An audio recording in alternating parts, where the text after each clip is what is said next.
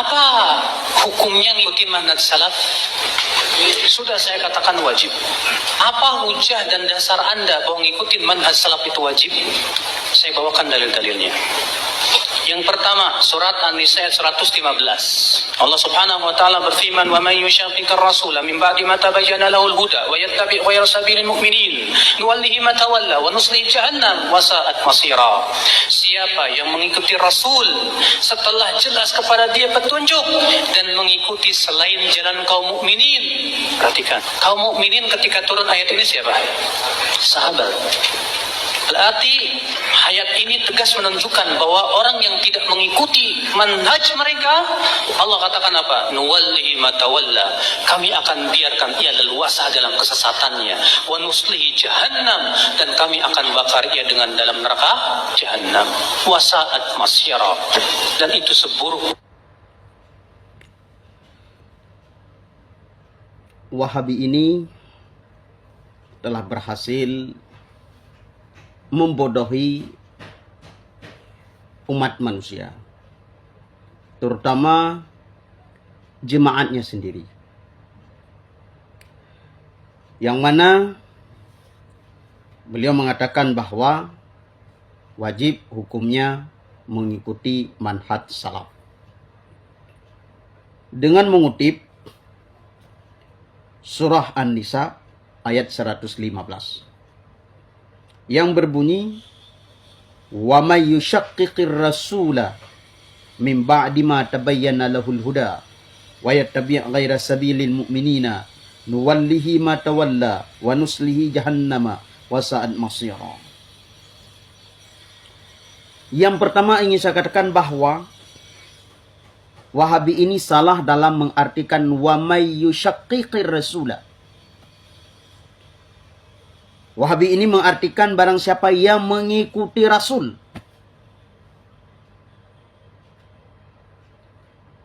Yang sebenarnya adalah barang siapa yang mengingkari Rasul, menentang Rasul, menyalahi Rasul, bukan mengikuti Rasul.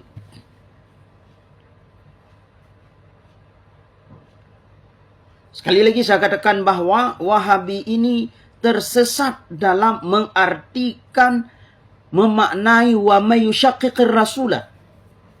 Wa may yushaqiqir rasula itu bukan barang siapa yang mengikuti, tapi barang siapa yang menyelisihi Rasul, menentang Rasul. Bagaimana berani sekali Anda memelintirkan ayat Al-Quran ini demi hawa nafsu? Betapa Wahabi ini nekat sekali memelintirkan ayat-ayat Al-Quran.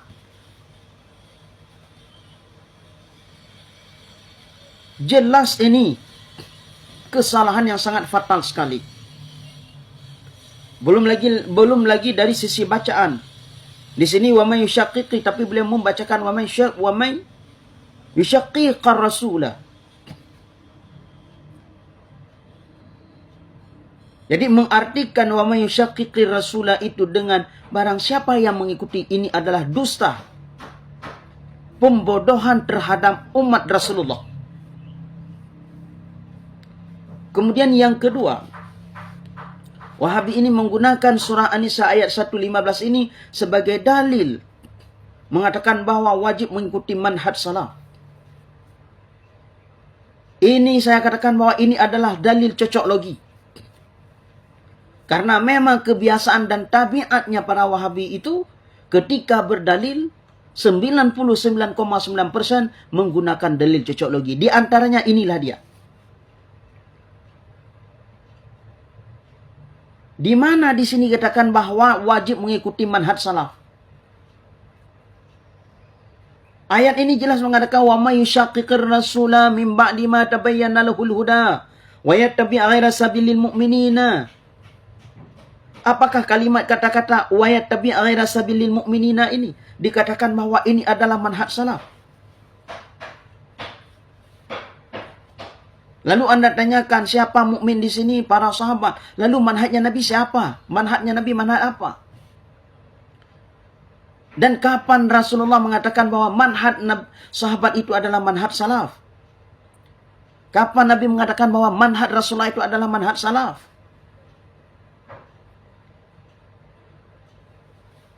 Adakah keterangan dari Nabi bahwa barang siapa mengikuti manhaj salaf?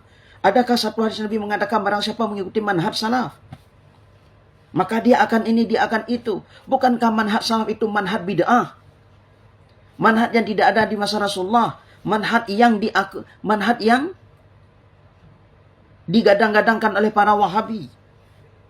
Manhajnya para Wahabi. Rasulullah tidak pernah mengatakan bahwa manhaj beliau adalah manhaj salaf. Rasulullah tidak pernah mengatakan bahwa para sahabat juga tidak pernah mengatakan manhaj mereka adalah manhaj salaf. Maka menggunakan surah An-Nisa ayat 115 ini sebagai dalil wajib mengikuti manhaj salaf, ini adalah dalil cocok logi. Emang kebiasaan Wahabi seperti itu. Kemudian yang ketiga, jika Wahabi itu paham dan para jemaatnya paham, atau jika jemaatnya itu paham konteks ayat ini, mereka pasti akan meninggalkan Wahabi ini, kecuali mereka sudah taklid buta. Kecuali mereka sudah fanatik buta. Karena konsep ayat ini, coba kita dengarkan. Wa may yushaqiqir rasula. Barang siapa yang menentang Rasul, mim ba'di ma tabayyana lahul huda, setelah nyata baginya petunjuk, ya. Wa yattabi' ghaira sabilil mu'minina, dan ia mengikuti jalan yang bukan jalannya orang-orang mukmin. Di sini saja sudah dapat kita pahami, sudah dapat kita rasakan bahwa ayat ini diturunkan ancaman untuk orang-orang kafir.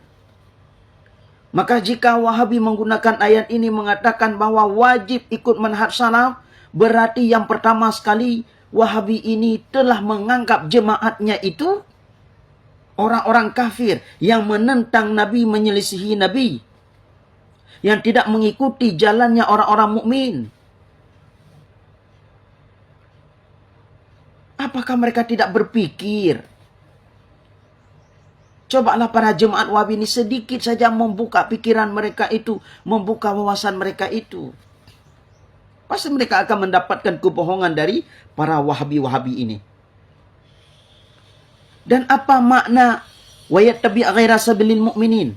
Apa makna sabilil mu'minin di sini?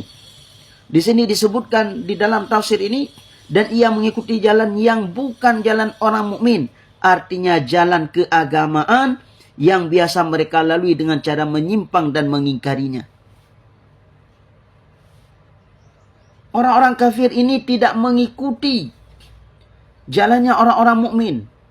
Artinya mereka mengikuti jalan-jalan kesesatan mereka. Jadi ayat ini jelas sekali. Peruntukannya adalah untuk orang-orang kafir. Tapi kenapa dipakai untuk jemaat-jemaat Wahabi ini? Maka disinilah saya katakan bahwa ada kesamaan Wahabi dengan Khawarij. Di mulut khalallah wa qala Rasulullah. Tetapi khalallah wa qala Rasulullah yang diperuntukkan untuk orang-orang kafir, namun dialamatkan untuk orang-orang beriman. Sekali lagi saya pesan kepada para jemaat Wahabi, cobalah kalian itu sedikit membuka pikiran kalian, wawasan kalian, ya. Dicek dulu, diperiksa dulu ayat-ayat yang disampaikan. Betulkah ayat yang disampaikan itu? Ini kan aneh. Ayat yang diperuntukkan untuk orang-orang kafir, Allah mengancam orang-orang kafir, lalu dipakai untuk jemaatnya, agar jemaatnya mengikuti manhaj salaf. Na'udzubillah, summa na'udzubillah.